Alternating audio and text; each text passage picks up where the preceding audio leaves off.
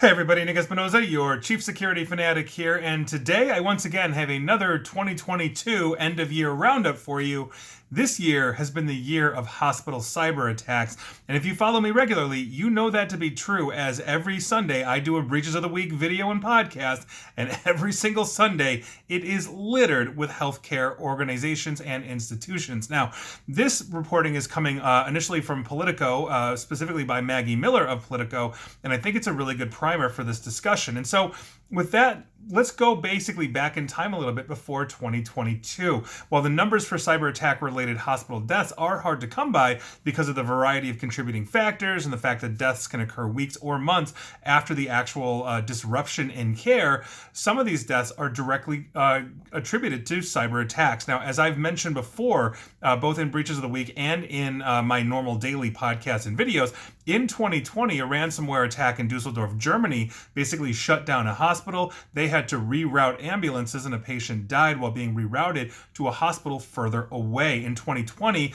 I recently talked about this because there was an update to this legal case. A woman sued basically an Alabama hospital after the death of her newborn baby. She was alleging that doctors failed to carry out critical pre-birth testing due to a cyber attack against the hospital that was going on at that time, and the baby was born with a cord around its neck, meaning they did not disclose, and the doctors did not disclose, that they could not access the equipment as they were working on this unborn child, which means she could have made it to, let's say, possibly another hospital or healthcare facility that was not under cyber attack and got the care that this infant needed. That basically that baby had brain damage. It was something like 6 to 9 months later, and that infant died, and she is suing, or has been suing, that hospital in Alabama. I've been bringing you guys up to date on that one over the last couple of years. On top of this, in 2021, a study from cybersecurity and spam filter outfit Proofpoint, as well as the Ponemon Institute, surveyed more than 600 healthcare facilities and found that mortality rates actually increased at a rate of 25%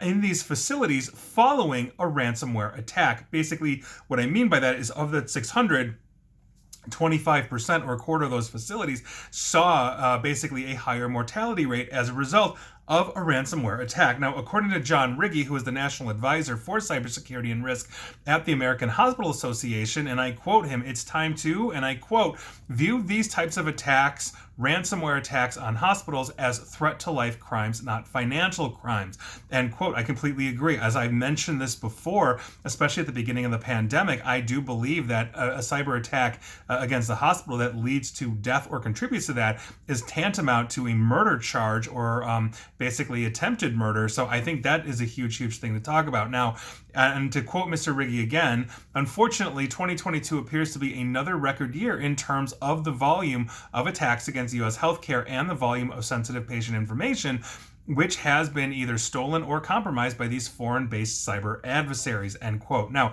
even without figures that attribute deaths directly to these hacks, it's clear that attacks on hospitals are disrupting care at obviously dangerous levels, and as these attacks increase, those dangerous levels are going to increase as well.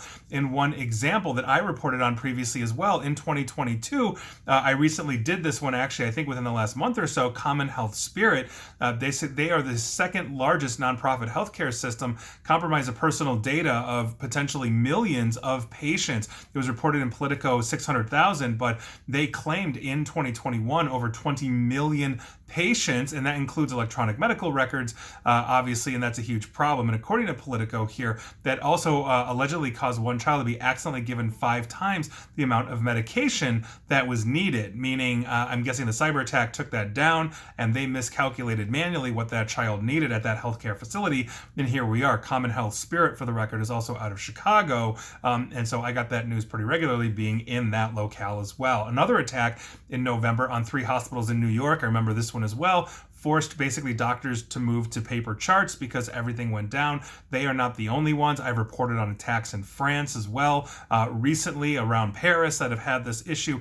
This is a huge problem. Now, according to Data from the Cyber Peace Institute as well, the average cyber attack on a healthcare system leads to 19 days of patients unable to receive some form of care on average. In one case, the cyber attack led to around 4 months of disrupted medical care. Now, on top of this, we have a lot of hospitals that are the only healthcare facility in a lot of places, especially more rural, both here in the United States and also around the globe as well. And if that goes down, you are potentially causing delays of hours and hours and hours to get to healthcare facilities. So, for example, and this is true, I had a motorcycle accident, I want to say almost 20 years ago at this point, and it took me forever to get to a hospital because I was literally in the middle of nowhere. It took the ambulance 45 minutes to get to me, and then another half hour or so to get to the local rural hospital because I was out in the boonies just messing around on a motorcycle, and here we are, so these are things that are I think super important. I've talked about this, and I've also mentioned before that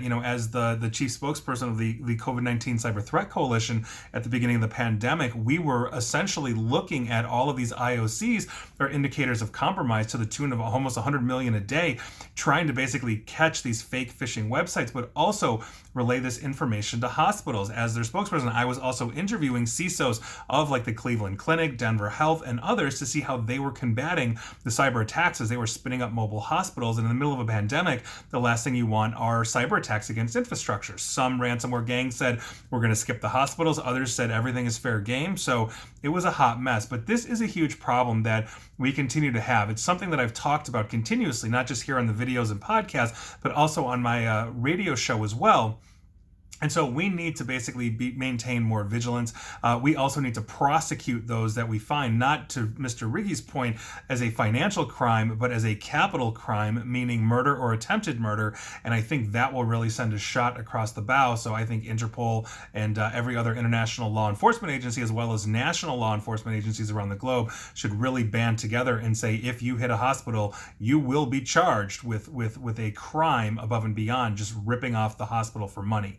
And so there you go. I think that helps to combat it, and that's an unfortunate one. But as we wrap up the year, I'm looking at all of the stats through 2020, and unfortunately, this is one of the big ones that we have to be aware of, and hopefully the hospital or healthcare system in your area is not going to go down anytime soon. And please like, share, follow me here on Facebook and Twitter at NickAESP, and please feel free to subscribe to me at YouTube as well. And as always, stay safe, stay online, and please attempt to stay private. Thanks, everybody.